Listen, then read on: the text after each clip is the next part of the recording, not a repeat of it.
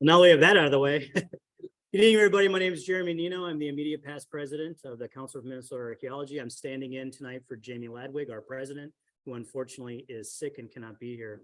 I have a few things. I just really want to do some shout outs to a few people, but we owe a huge debt of gratitude to our hosts and sponsors for making much of this conference possible.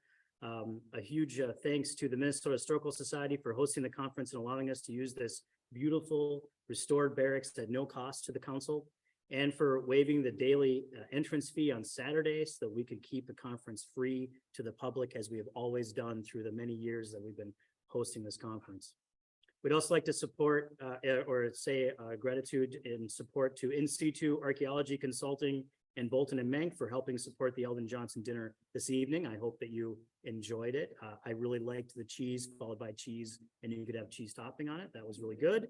The Minnesota Archaeological Society and Nino Cultural Consultants for fully funding our student paper prizes, and to AECOM, KLJ, Blondo Consulting, and Friend to Archaeologists Everywhere. I did not write this, Bob, but that's what it says.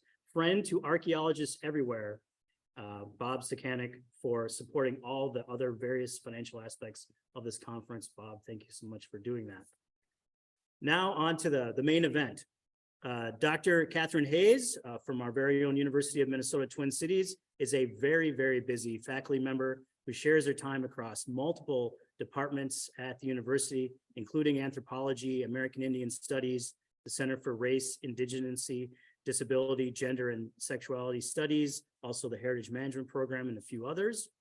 She has a PhD from Berkeley in 2008 and focuses on historical archaeology, settler colonialism, Indigenous studies, extended reality and heritage interpretation, archaeological ethics and repatriation, memory, forgetting, history, and heritage.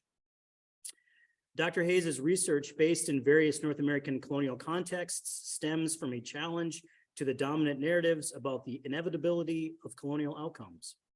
In particular, she is interested in issues of agency, negotiation, resistance, and opportunistic power demonstrated by peoples who history has once popularly regarded as having been totally powerless in contexts of European colonialization, such as indigenous communities and enslaved Africans and African Americans. She has pursued these issues, most recently in New York and Minnesota, by examining the often silent materiality of social relations which were not controlled by European settlers. This arena has led her to work in the productive tension between history and archaeology, the curated and the abandoned, memory and forgetting, and most importantly, in conflicting notions of heritage. Her talk tonight centers on this and is entitled Archaeologies of Collecting Institutions. Please join me in welcoming Dr. Kat Hayes.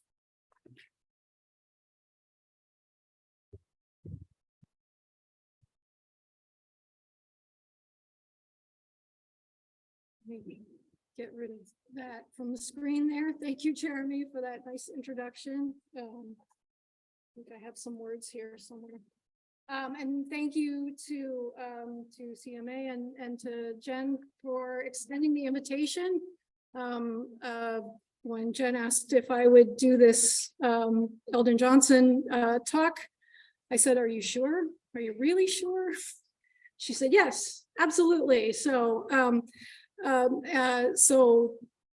blame her for whatever it is that I'm going to say here, because my research has taken many turns over the years, and as you just heard, it has evolved into examining from archaeology to heritage studies and thinking about how archaeology is used or abused for creating historical narratives, and now has taken a turn into looking at institutions themselves, which I find to be perfectly good sites to work on and in desperate need of attention.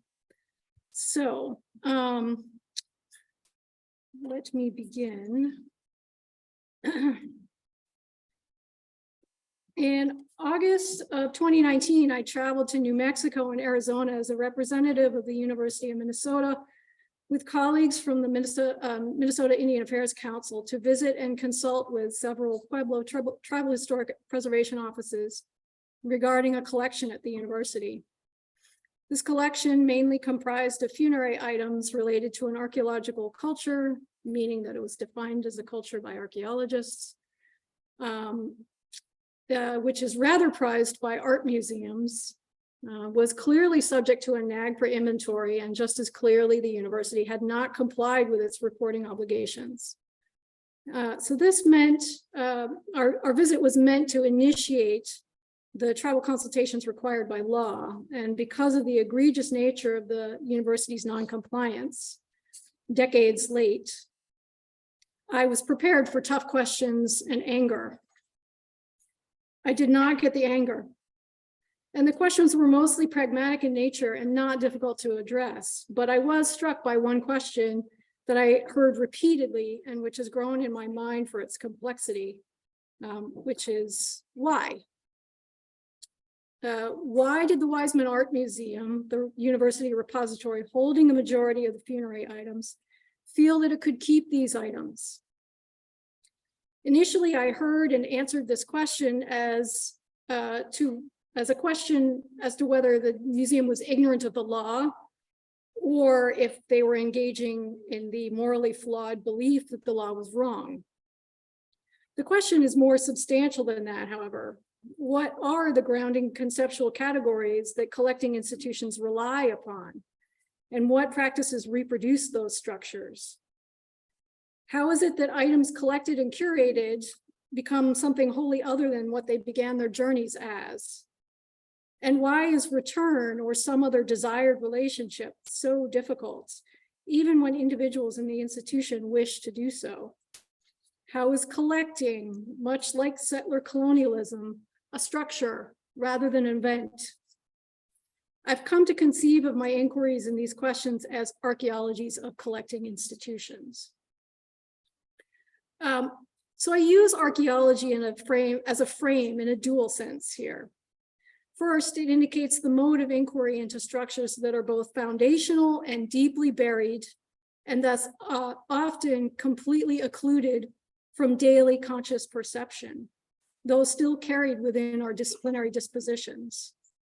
In this, I look to Foucault, who saw archaeology as describing the specific enunciations of conceptual reproduction through time, and to Agamben, who noted that archaeological regression, going back to the hither side of the dividing line between the conscious and the unconscious, also reaches the fault line where memory and forgetting, lived and non-lived experience both communicate with and separate from one another, end quote. Second, though not solely the source of object beings in collections, archaeological practice has contributed significantly to both the content of collections and the practice of objectification, or the making of property. The aim of my archaeological investigation is twofold.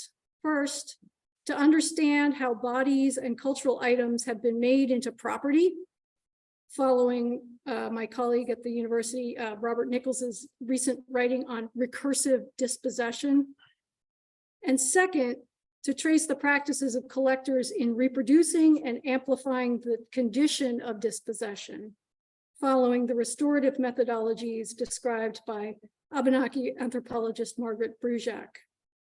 So let me outline these inspirations first, after which I will discuss some of the takeaway that I have from that and come to an example of the work that I've been doing at the university.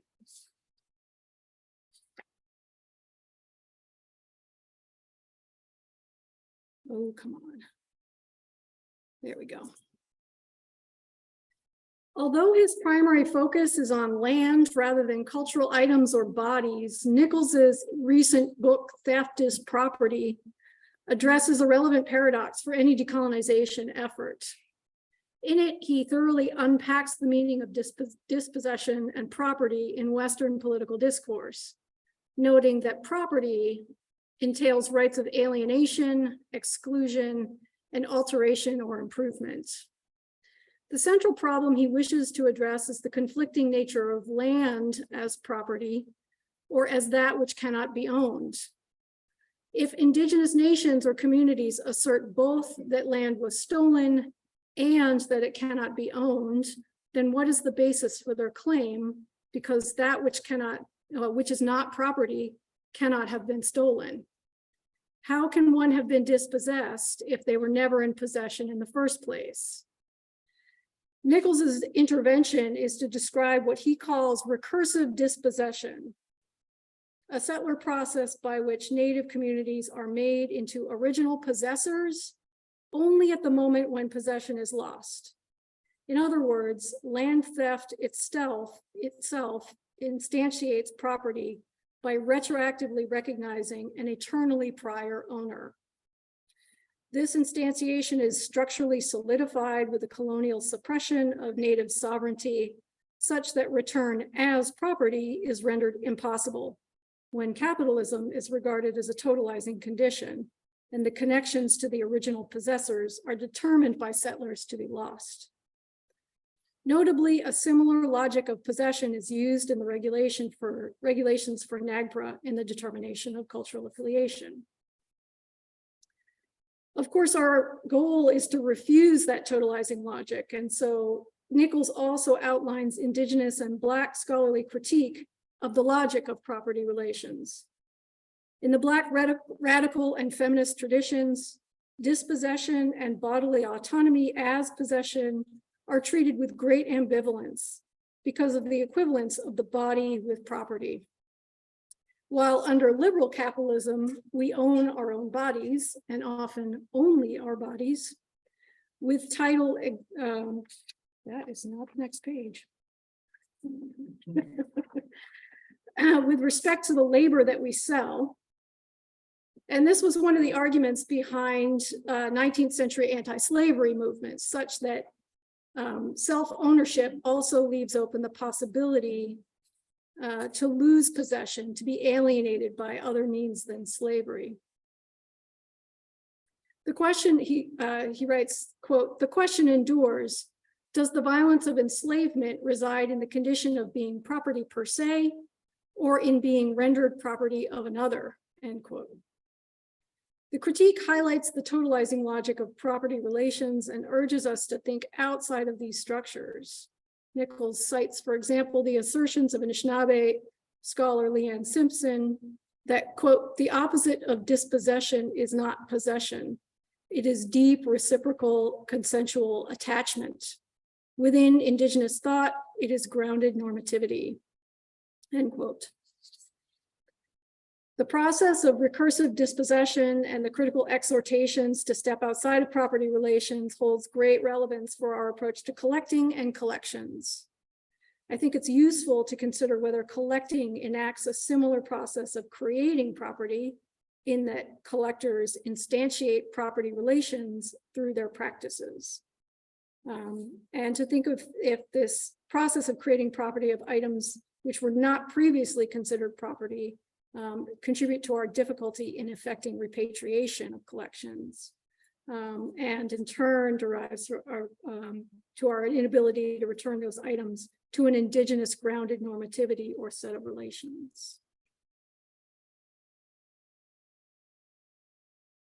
A fascinating aspect of this inquiry is the diversity of practice among collecting institutions regarding the declaration of property ownership.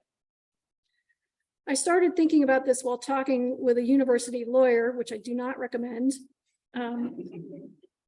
charged with assisting in a repatriation case when we tried to reassociate an item which had been transferred to another repository. The lawyer felt that this should be a simple instance of transferring title to the item, but no such title existed in the first place. Without it, to this lawyer, property exists in an inchoate relation to the institution. Legal entitlement is only one aspect of the property relation, however, despite what this lawyer thought. There are many other ways to alienate, establish exclusive access, and extract profit from items, an ideology of improvement, as a de facto property relation. Some of these specific practices have been brilliantly spotlighted in Abenaki anthropologist Marge Bruchac's work on restorative methodologies. She argues that NAGPRA compliance is fundamentally obstructed not by the complicated nature of cultural affiliation, but by the dissociative practices of collectors and curators.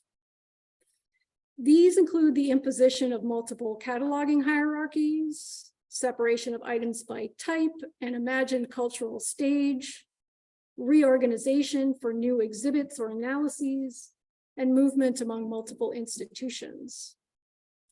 She called for collecting institutions to engage in restorative methodologies to, quote, revisit the moments of disturbance in each site and in each museum to compile a life history of collections in order to trace our way back to something resembling the original Indigenous intentions. This is not a call for more scientific research on Indigenous remains. It is a call for forensic archival research on the collectors themselves to discover new insights and new evidence of where their hands have been, end quote. I experienced a moment of clear recognition in reading this and understood her framing of collectors to include not only the original excavators, but also the curators, faculty, students, and state agencies who have had their hands on collections. But by extension, the institutions that enable and constrain the work of collectors and that have different temporalities should also be researched.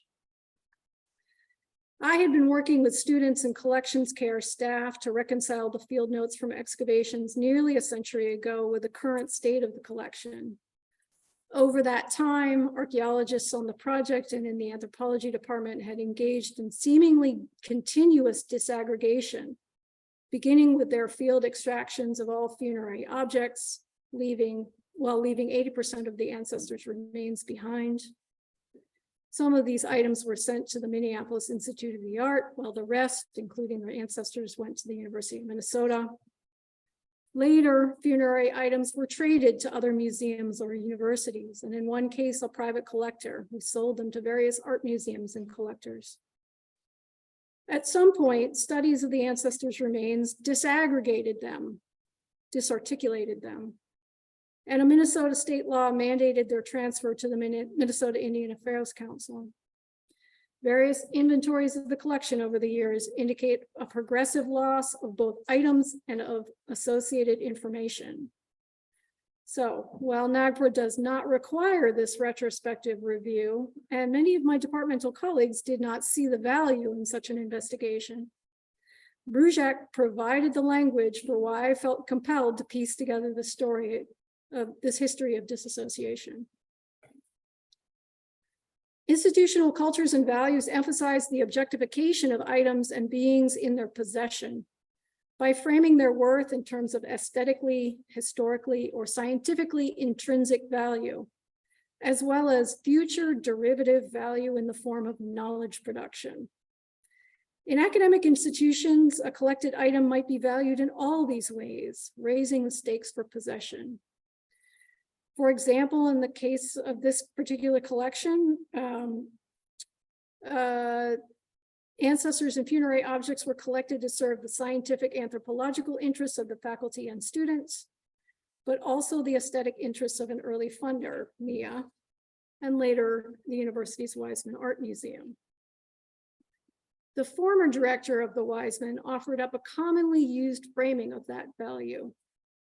She wrote, quote, "Museums and universities are among the institutions of the modern world charged with the preservation of objects that people have created in the past.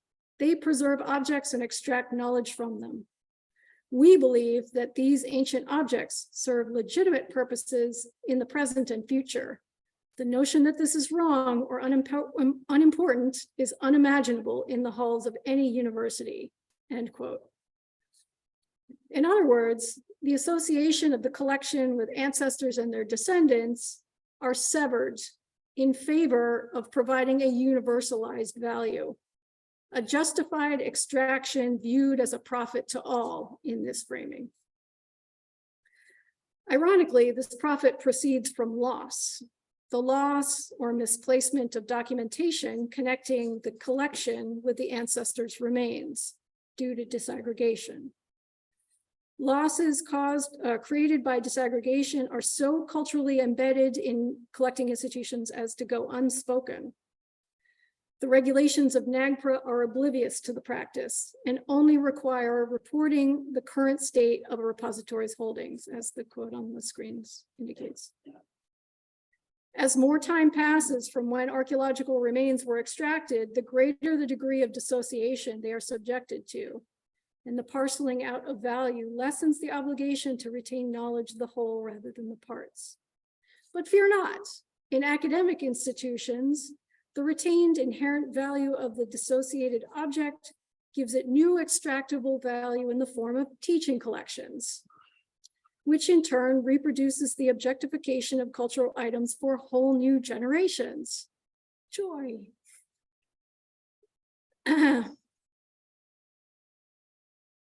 Where does this practice of dispossession for the purpose of creating universal value derive from?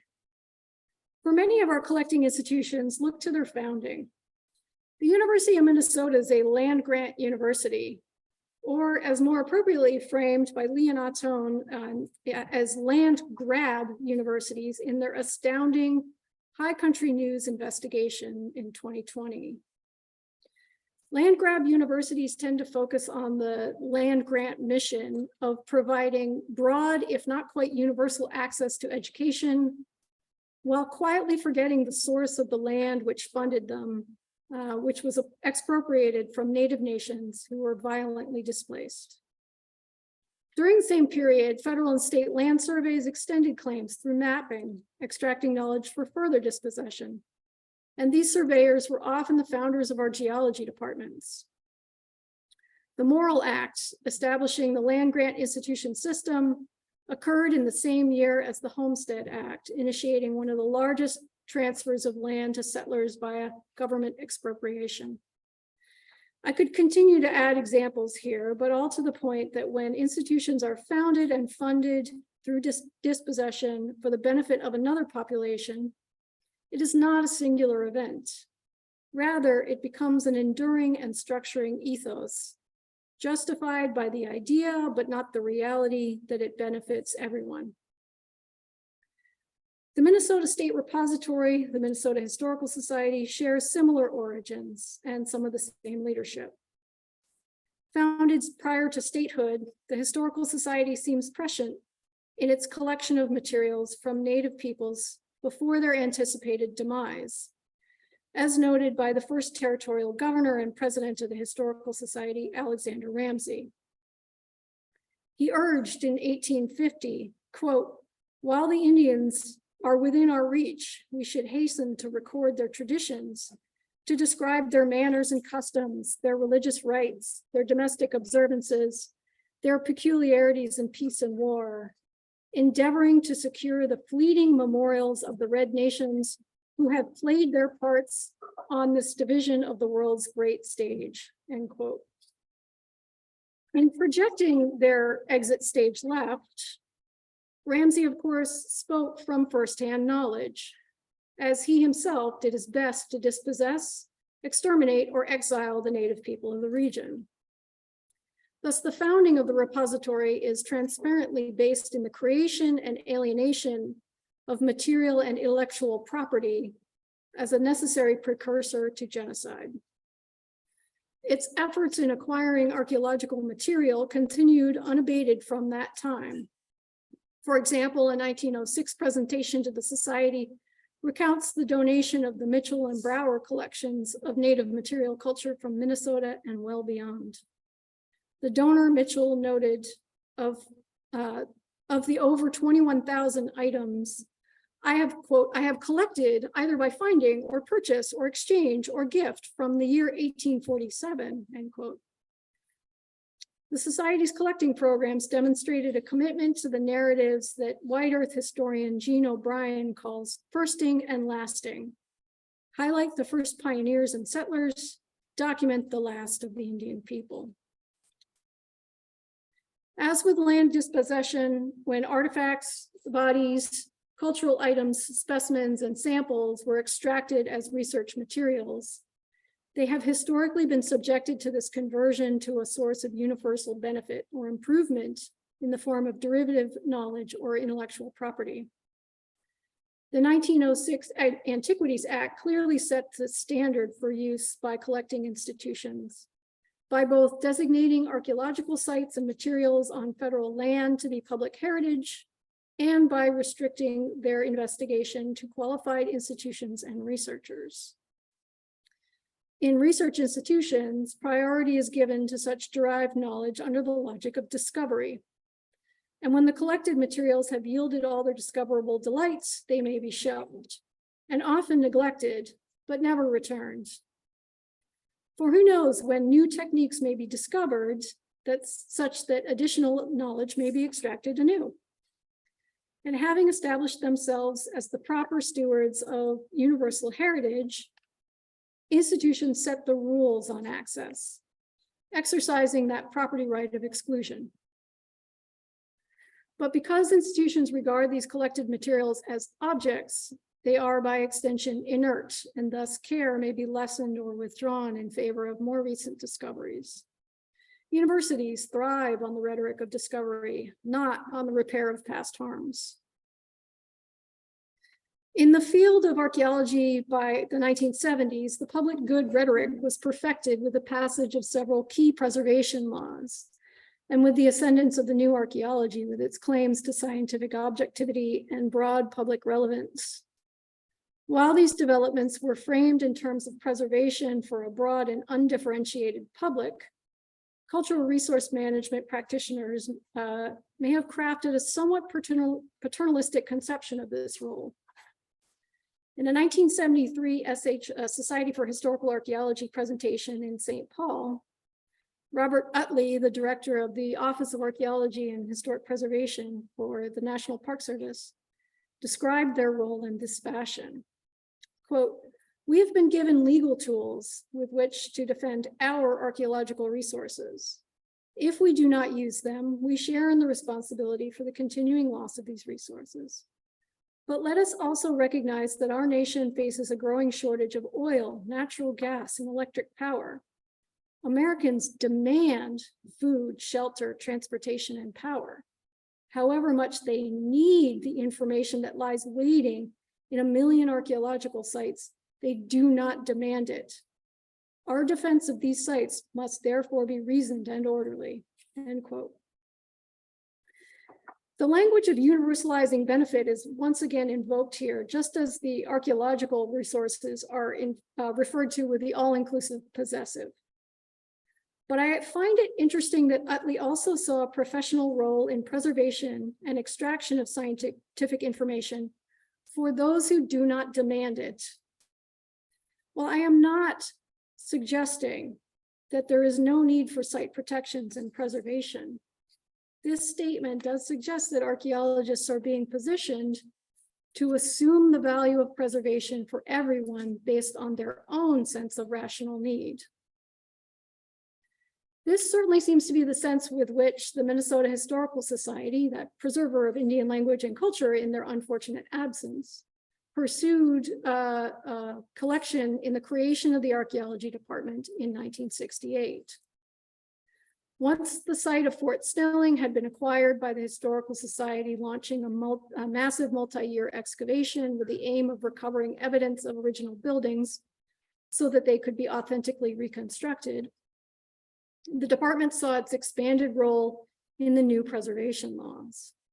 Preservation, in the department's interpretation, was best pursued through identification and extraction, operating both within and well beyond the legal compliance framework.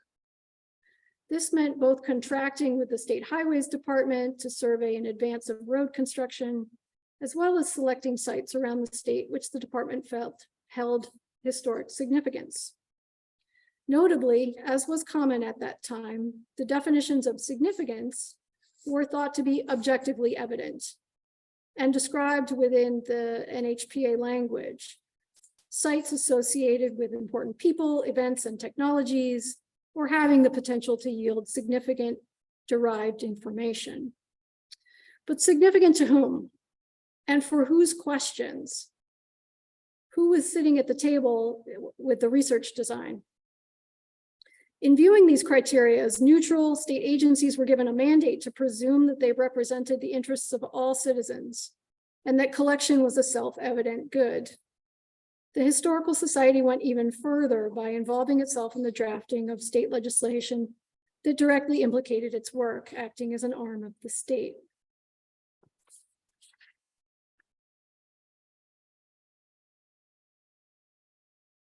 Well, I will not rehash the history of the archaeology department's work here further. I'd like to highlight a few aspects which demonstrate the kinds of unintended consequences of such institutional programs. First is its sheer scope of their approach. The department took on an enormous number of projects, from the Trunk Highway Survey Program to the historic site surveys and excavations. And in some of the latter cases, there was a sense that the organization might be moved from collecting data and artifacts to collecting more properties, which makes me think of, preservation through dispossession. Each year's activity reports from the late 1960s through the 1970s listed a spiraling number of projects, along with pleas for more resources and staff. Second, and related, department records and correspondence show that they were chronically behind on the care and accessioning of artifacts and material culture in their collections. This was especially acute as the department saw the historically collected items, the legacy collections, as within their purview because of their comparative potential. As a means to alleviate the backlogs, lack of staff, and shortage of funds, the archaeology department leaned into collaborations with colleges and universities to create field schools and internship programs. Such programs are widely seen as popular and accessible ways for students to gain experience, and they are, undoubtedly, for students who have the means to engage in them. The utilization of students as unpaid, and in some cases, sponsoring through tuition and program fees, sponsoring labor, has two rather intractable consequences. It creates an institutional expectation that collection can continue or expand at little cost. And it concretizes the homogeneity of the community of professional practitioners by channeling students with relative privilege and means into the field. This is a legacy shared by the museum field broadly. Beyond the diversity issue, the reliance on unpaid labor is a symptom of institutional cultures of selective austerity, the persistent starvation of essential ongoing work while generously funding the incremental and new. As noted earlier, in academic settings, discovery is prized while care and restoration are not. In the context of collecting, however, the problem of this imbalance quickly compounds itself. Despite the burgeoning curation crisis produced by legacy collections, continual new excavations or data extractions, and donations particularly from wealthy individuals or board members the museum wishes to solicit funds from, every museum has that issue.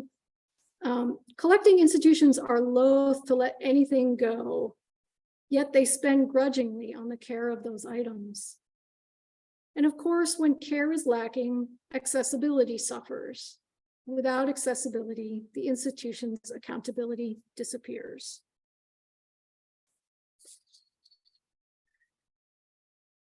This brings me back to the ways in which collecting creates property by de facto establishing a relation of exclusion.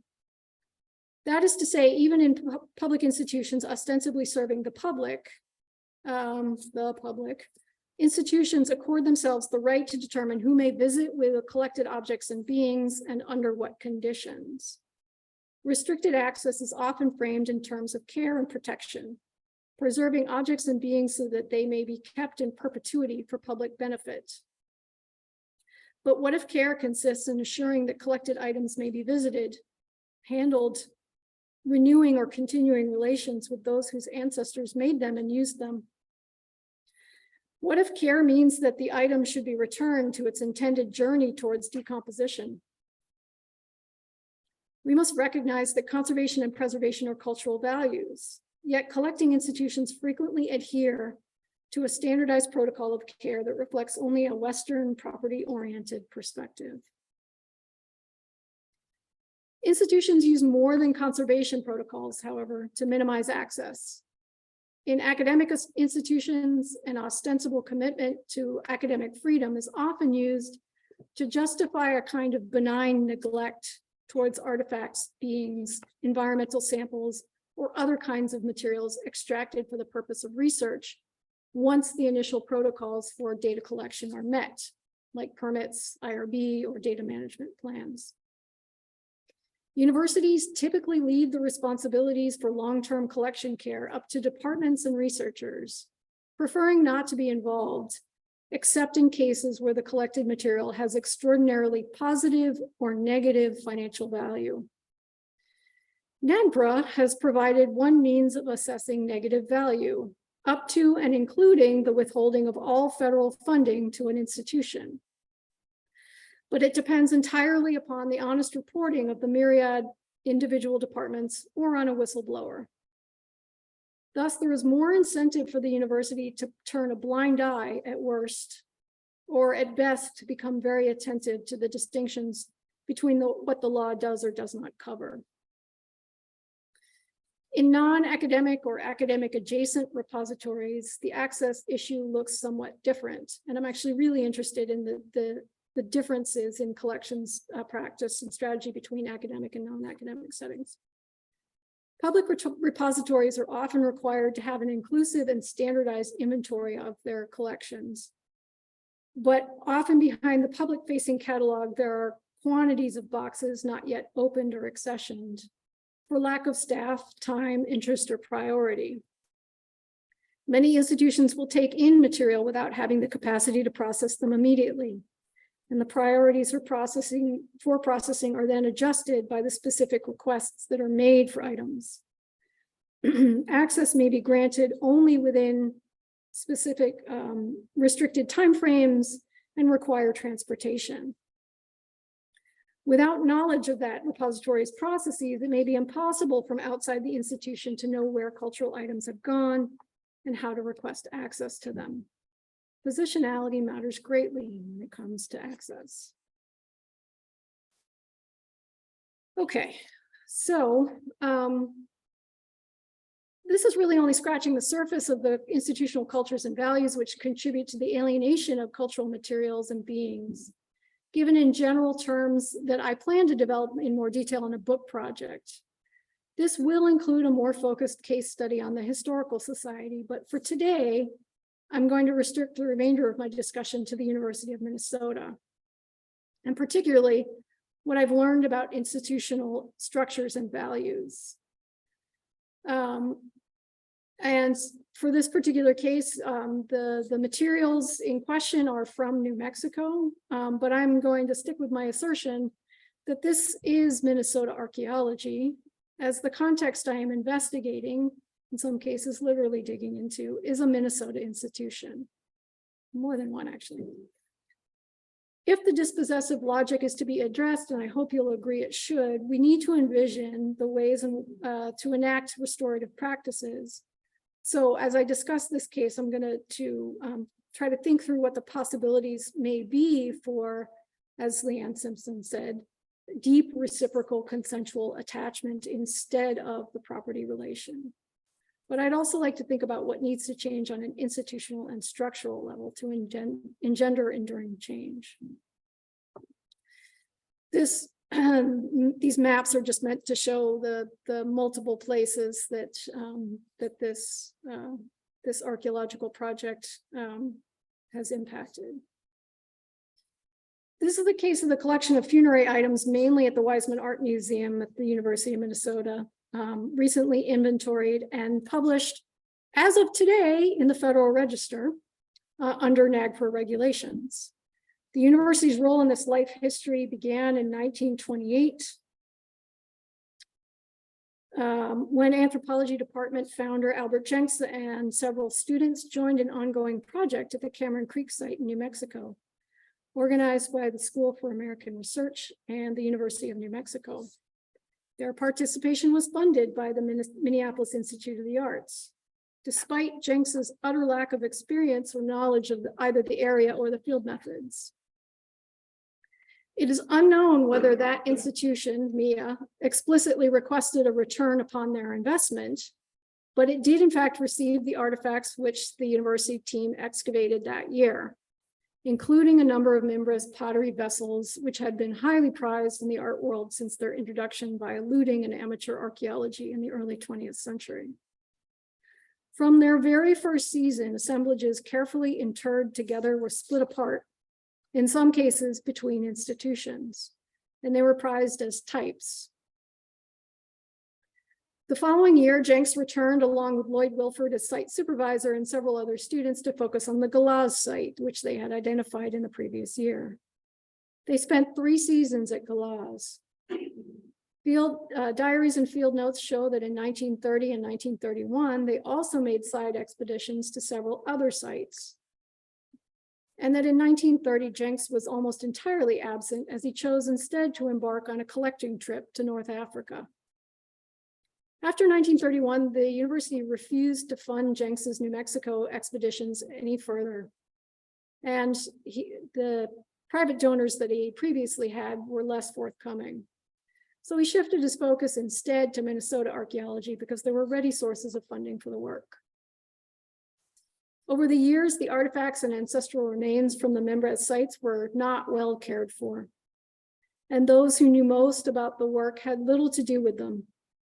Jenks himself wrote 1 or 2 overview articles about his work in New Mexico, but moved on to Minnesota archaeology and then retired in 1938, never completing any formal analysis or site report. Wilford likewise focused his career on Minnesota archaeology and only addressed the Mimbres materials in response to direct inquiries. By 1958, all the pottery and artifacts that had gone to MIA were sent to the university because that institution was paring down their collections. It may have been Wilford who oversaw their transfer, or perhaps Eldon Johnson. Not long after starting his faculty role, Johnson authorized the trade of many of those items in the 1960s and 1970s to other institutions to fill out their type collections. And he sent them without any provenience information beyond the site that they came from. By this time, it is apparent that the field notes were infrequently consulted and poorly understood, though they were photocopied in 1977 for use by Roger Agnon and Stephen LeBlanc for their monograph on Galaz. Other parts of the collection, especially the ancestors, were handled by various researchers. A master's thesis on the Galaz ancestors, a study of the macaw remains by Southwest archaeologists and bird specialists, a study of dental caries by University of Minnesota and University of Connecticut researchers. No records documenting these uses of the materials were to be found in the anthropology department, only the published results. And this is just a sort of summary of their findings. Complicating matters more, I'm behind on slides, sorry about that. Complicating matters more, the Minnesota Private Cemeteries Act mandated the transfer of the Mimbres human remains to the Minnesota Indian Affairs Council, and that transfer was effected in 1989. They are still cared for by MIAC in their repository at Hamline University. However, the transfer did not include their associated funerary objects. Those items were transferred from the anthropology department to the Weizmann Art Museum in 1992.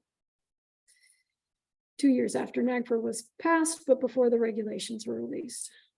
In each of these transfers, the recipients accepted the inventories without conducting their own physical inventory, which meant the Weizmann accessioned only the intact pottery, and they stashed the thousands of additional artifacts in storage. After the passage of NAGPRA, MIAC and the Office of the State Archaeologist repeatedly asked the museum to work with them to produce an inventory including both the ancestors' remains and the funerary items.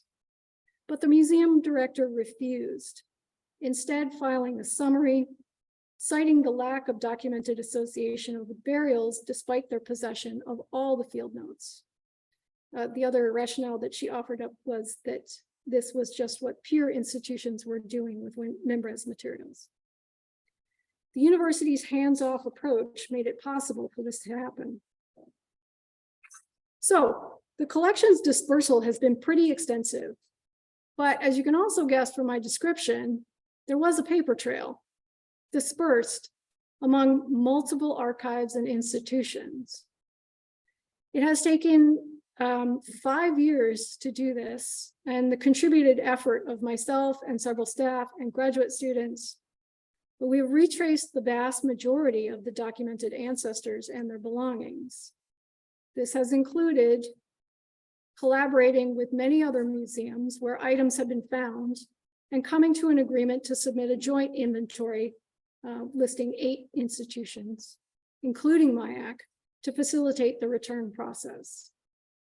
We did this because the culturally affiliated Pueblo tribes were very clear that ancestors cannot be returned to their journey without their belongings.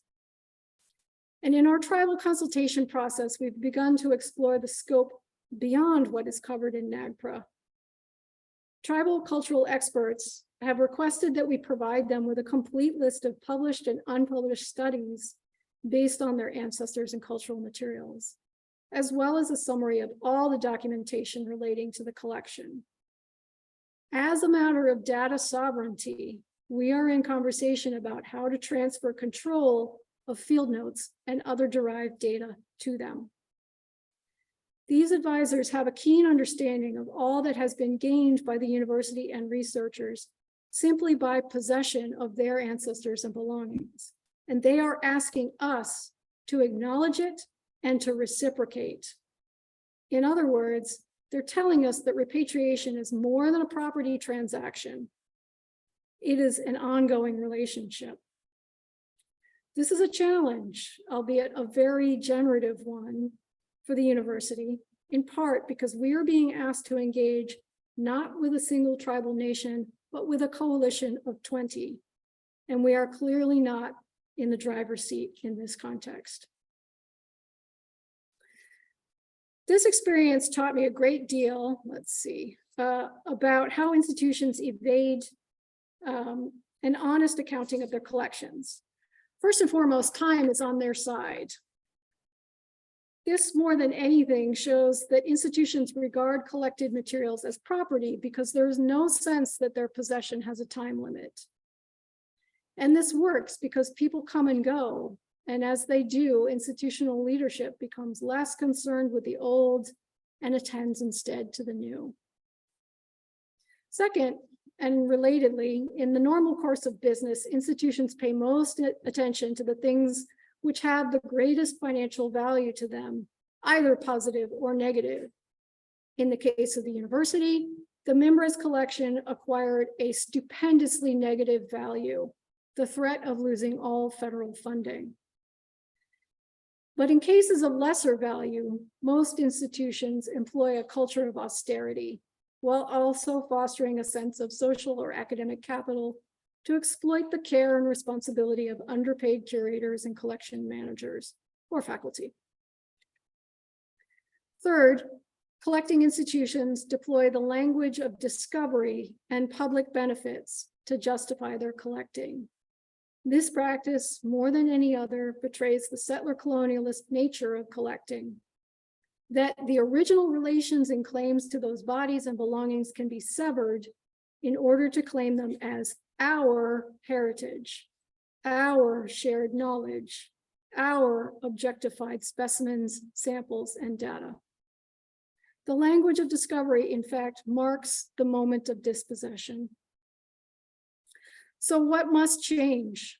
I'd like to offer up a few radical sounding ideas in the hopes, mostly in the form of questions, we're going to play Jeopardy, in the hopes that they may become part of the realm of possible in the future. What if collecting institutions were only temporary rest stops for collections? How would our practice change with regards to collections if we knew that they were not permanently ours? What if we knew we were accountable to others for how we cared for them, especially if we have no historical relations with them? Would our care of those collections also require building relations? What if collecting institutions applied the standard of free, prior, and informed consent to everything in their collections, both the items already in their possession and any newly acquired? What if our jobs included responsibilities to the collections that we didn't collect and which needed to be reassociated? Certainly research would be more costly and more time consuming, but maybe it should be. What if all the derived knowledge from collections, even that considered intellectual property, required an acknowledgement of its underlying source? What if an ethic of care supplanted an ethic of discovery? And if that ethic of care extended to each other and not just to the collections? In short, and in conclusion, what if institutions could no longer regard collections as property? I know that many of you here do hold that ethic of care, and you're constrained in your ability to practice it in the institutions that you work in.